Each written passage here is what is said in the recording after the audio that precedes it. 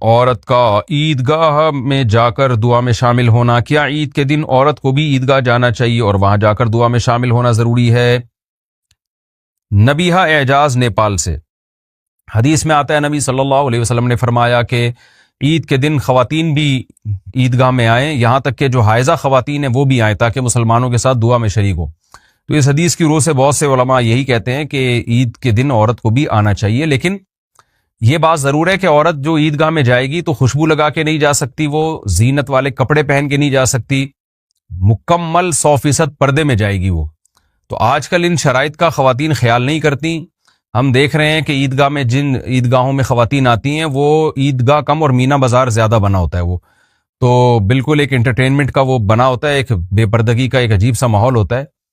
تو ایسی صورت میں اگر کوئی علاقے کے علماء منع کر دیں کہ خواتین نہ آئیں تو ان کو یہ نہیں کہا جائے گا کہ یہ حدیث کی مخالفت کر رہے ہیں، بلکہ یہ کہا جائے گا حدیث میں جن پابندیوں کے ساتھ آنے کا حکم ہے، چونکہ خواتین ان پابندیوں کا خیال ہی نہیں کر رہی ہیں، تو پردے کا حکم جو ہے نا عید کی نماز میں آنے سے زیادہ اہم حکم ہے اسلام میں۔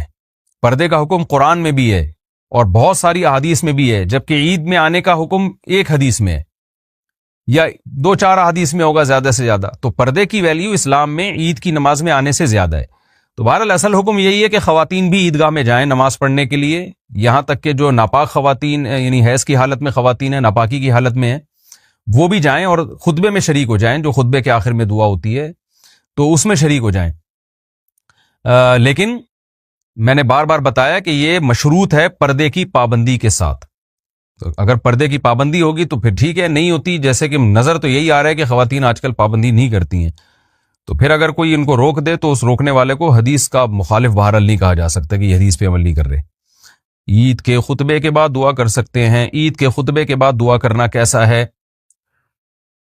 دیکھیں، عید کی نماز کے بعد بھی دعا ثابت نہیں ہے، اور خطبے کے بعد یہ جو ہم ہاتھ اٹھا کے اجتماعی دعا مانگتے ہیں، امام دعا مانگ رہا ہوتا ہے اور مقتدی آمین آمین کہہ رہے ہوتے ہیں، یہ بھی ثابت نہیں ہے۔ ہاں، دعا ضرور ثابت ہے، لیکن وہ کب ثابت ہے کہ خطبے میں ہی نبی صلی اللہ علیہ وسلم دعائیہ کلمات کہا کرتے تھے، جیسے کہ جمعے کے خطبے میں۔ جمعے کی نماز کے بعد بھی دعا ثابت نہیں ہے، جمعے کی نماز سے پہلے بھی ثابت نہیں ہے، جمعے کی نماز اور خطبے میں دعا ثابت ہے لیکن وہ بھی ہاتھ اٹھا کے نہیں۔ تو رسول اللہ صلی اللہ علیہ وسلم جیسے جمعے کا خطبہ دیتے تھے تو دوسرے خطبے کے آخر میں آپ دعا مانگتے تھے، تو وہ ہاتھ اٹھائے بغیر خطبے کے انداز میں۔ تو عید میں بھی ایسا ہی ہے، تو اس لیے نہ پہلے ہے نہ بعد میں۔ البتہ یہ بات ضرور ہے کہ چونکہ ہمارے ہاں خطبے کے آخر میں دعائیں عربی میں ہوتی ہیں، عوام کے سمجھ میں نہیں آتی وہ، تو اس لیے عوام کو حدیث میں آتا ہے نا لیشہدن الدعاء مع المسلمین مع جماعت المسلمین، کہ خواتین بھی عیدگاہ میں آئیں تاکہ مسلمانوں کے ساتھ دعا میں شریک ہوں۔ تو دعا کی فضیلت بہرحال عید کے دن ثابت ہے۔ اب یہ ہے کہ عربی میں جب آپ خطبے کے آخر میں دعا مانگتے ہیں تو عربی لوگوں کو تو سمجھ میں آ رہا ہوگا، وہ اردو اسپیکنگ کو سمجھ میں نہیں آتا، تو اب کیا کیا جائے؟ اس دعا کو جو اردو میں دعا مانگی جاتی ہے یا تو بالکل ہی چھوڑ دیا جائے یا پھر یہ کہ اس کو مانگا جائے۔ تو میری ایک ٹوٹی پھوٹی رائے اس بارے میں یہ ہے کہ چونکہ نہ تو عید کی نماز کے بعد یہ دعا ثابت ہے، اچھا یہ بعض حضرات اس سے استدلال کرتے ہیں کہ نمازوں کے بعد دعائیں کی فضیلت ہے، تو اس میں ہر طرح کی نماز داخل ہے۔ یقیناً نمازوں کے بعد دعا کی فضیلت ہے، لیکن خود نبی کا عمل دیکھا جائے گا نا کہ آپ نے کیسے دعا مانگی ہے۔ تو آپ صلی اللہ علیہ وسلم تو فرض نماز کے بعد ہمیں نہیں ملتا اس طرح ہاتھ اٹھا کے دعائیں مانگا کرتے تھے، پیچھے لوگ آمین آمین کہتے تھے یا کوئی اجتماعی ہیئت بن جاتی تھی، ایسا بھی نہیں ہے۔ بلکہ ہمیں تو یہ بھی نہیں کوئی واضح احادیث اس بارے میں ملتی کہ فرض نماز کے بعد آپ انفرادی بھی ہاتھ اٹھا کے کہیں دعا مانگا کرتے تھے، اس کا بھی کوئی ہمیں ثبوت نہیں ملتا۔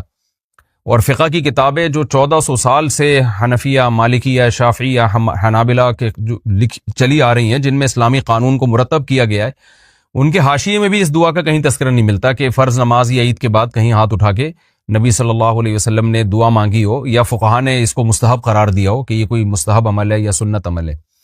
تو اب یا تو اس کو بالکل چھوڑ دیا جائے یا یہ کہ اس حدیث پر عمل کرنے کے لیے کہ دعا بذات خود تو ہے نا خطبے میں، تو اس کا طریقہ میری رائے یہ ہے کہ بجائے اس کے کہ نماز کے بعد دعا مانگی جائے، کیونکہ اس سے تو ایک سنت چھوٹ رہی ہے۔ سنت یہ ہے کہ عید کا خطبہ اور عید کی نماز یہ دونوں ملے ہوئے ہیں آپس میں، نماز کے بعد خطبے کا تذکرہ ملتا ہے ہمیں، تو نماز کے بعد تاخیر نہ کی جائے، فوراً خطبہ شروع ہو جائے، اور خطبے کے آخر میں جو دعا ہے عربی کی، وہ عربی دعا مانگنے کے بعد مقامی زبان میں بھی وہ دعا کو مانگا جائے اپنے الفاظ میں، تو یہ احون ہے۔ احون اس لیے احون کہتے ہیں یعنی اس میں یہ انشاءاللہ بدعت نہیں ہوگا یہ عمل۔ وجہ اس کی ہے کہ جو واجب درجہ تھا عربی خطبے کا وہ تو عربی میں ہو گیا نا، تو اب خطبہ میں اگر اردو میں بھی مانگ لی جائے نا خطبے کے بعد آخر میں، تو اس سے کوئی فرق نہیں پڑتا، بلکہ یہ مزاج شریعت کے زیادہ قریب ہے، اس لیے کہ تاکہ لوگوں کو دعا کے الفاظ سمجھ میں آئے۔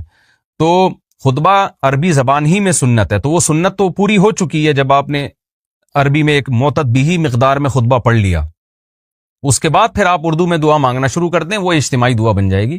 وہ میرا خیال ہے ٹھیک عمل ہے۔ لیکن یہ جو آج کل ایک عمل شروع ہو گیا ہے بعض اداروں میں کہ عید کی نماز کے بعد اجتماعی دعائیں مانگی جاتی ہیں، میری رائے میں یہ عمل بالکل ایک عجیب سی چیز شروع ہو گئی ہے جو 1400 سال میں نہیں تھی، واللہ عالم۔ بہرحال بعض علماء اس کو کہہ رہے ہیں کہ ٹھیک ہے، لیکن ہمیں اس پر اطمینان نہیں۔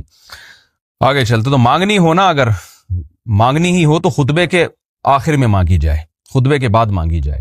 اور عید کی نماز کے بعد دعا مانگنے میں ایک حرج یہ بھی ہے کہ یہ مشاہدہ ہے کہ عید کی نماز کے بعد جب دعا مانگتے ہیں نا امام صاحب، تو دعا جیسے ہی ختم ہوتی ہے لوگ اٹھ کے جانا شروع کر دیتے ہیں، کیونکہ لوگوں کے ذہن میں ایک بات ہے کہ جب کوئی بھی عمل کمپلیٹ ہوگا تو اس کے بعد دعا ہوتی ہے، تو بہت سے لوگ سمجھ رہے ہوتے ہیں کہ اب نماز کمپلیٹ ہو گئی، چلو جی اب گھر چلو۔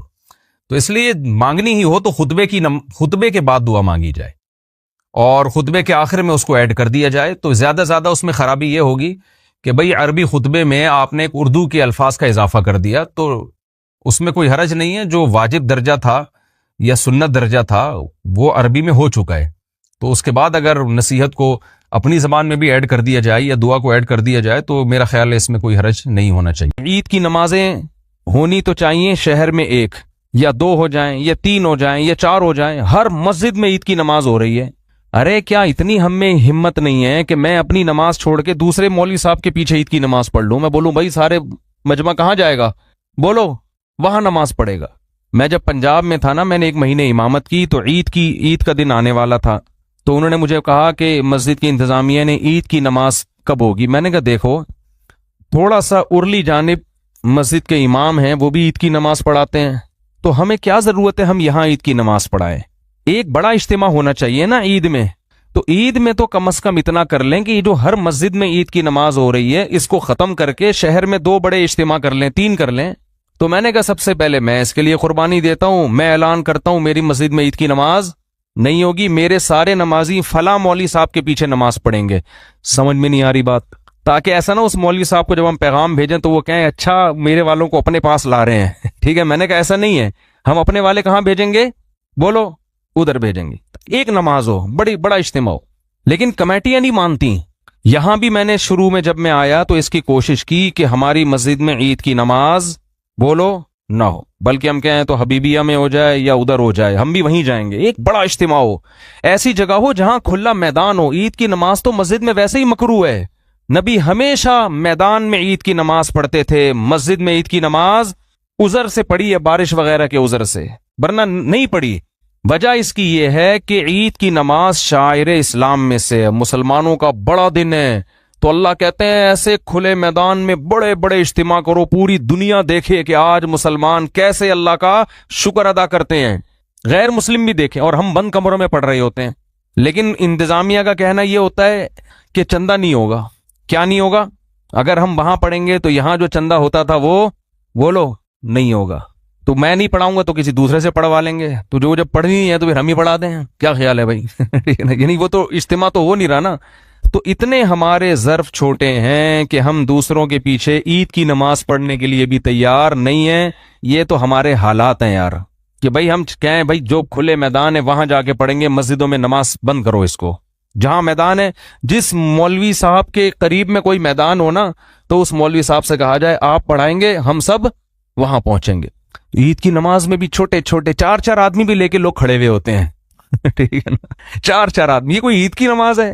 قندھار میں جب ادھر حکومت تھی افغان طالبان کی، تو پورے شہر میں ایک عید کی نماز ہوتی تھی، اور جو علماء گئے ہیں وہ بتاتے ہیں اتنا بڑا اجتماع ہوتا تھا، پھر اوپر سے نا وہ جٹ طیارے بھی گھومتے تھے نماز، وہ اور اسلام کی ایک طاقت اور شوکت کو دکھایا جاتا تھا، اور جو ملک کا سربراہ ہے وہ آ کے عید کی نماز پڑھایا کرتا تھا۔ یہ ایک شاعر اسلام میں سے ہے۔ تو اتنے چھوٹے ہر آدمی اخبل طریقے سے چھوٹے چھوٹے عید کے اجتماع کر رہا ہے کہ میرے نمازی وہاں نہ جائیں، ٹھیک ہے نا، چاروں بلے ان کو میں کھینچ کے رکھوں. اور یہ سارا سیٹ اپ چندوں کی وجہ سے ہوتا ہے. مسجدوں کے مصارف پورے نہیں ہوتے تو یہ حساب کتاب ہوتا ہے. ظاہر چندہ ہوگا، چندہ نہیں، ورنہ چندہ نہیں ہوتا. بھائی یہ جو عید کی نماز ہے نا، اس کے بارے میں لوگ بہت پوچھ رہے ہیں کہ اگر گورنمنٹ کی طرف سے مسجدوں میں کراؤڈ پر پابندی ہو تو کیا ہم اخپل طریقے سے گھر میں عید کی نماز پڑھ سکتے ہیں؟ گھروں میں عید کی نماز جائز نہیں ہے، نہ جمعہ جائز ہے نہ عید کی نماز جائز ہے. کیونکہ جمعہ اور عید کی نماز کے لیے بیسک شرط جو فقہا بیان کرتے ہیں وہ ہے اذن عام، کھلی اجازت ہو. آپ گھر میں اگر جمعہ پڑھیں دروازہ کھول دیں، سب کو آنے کی اجازت ہے. اور لوگ کہتے ہیں اس کی دلیل کیا ہے؟ بھائی اس کی دلیل یہ کہ جمعہ اور عید یہ شاعر اسلام میں سے ہے، یہ بند کمروں میں نہیں ہوتا. اس سے جمعے اور عید کی ویلیو ختم ہو جاتی ہے. جیسے نبی صلی اللہ علیہ وسلم کے دور میں گاؤں میں کہیں کبھی جمعہ نہیں ہوا. مدینہ کے ارد گرد کے جو گاؤں کے لوگ تھے وہ جمعہ آ کے پڑھتے تھے کہاں؟ مدینہ میں. گاؤں میں نہیں قائم کیا کیونکہ یہ شاعر اسلام میں سے ہے نا. تو اب یہ کیسی اجازت ہے کہ نبی کے دور میں گاؤں کے لوگ شہر میں آ کے پڑھ رہے ہیں اور یہاں شہر کے لوگ اپنے اپنے گھروں میں بند ہو کے پڑھ رہے ہیں؟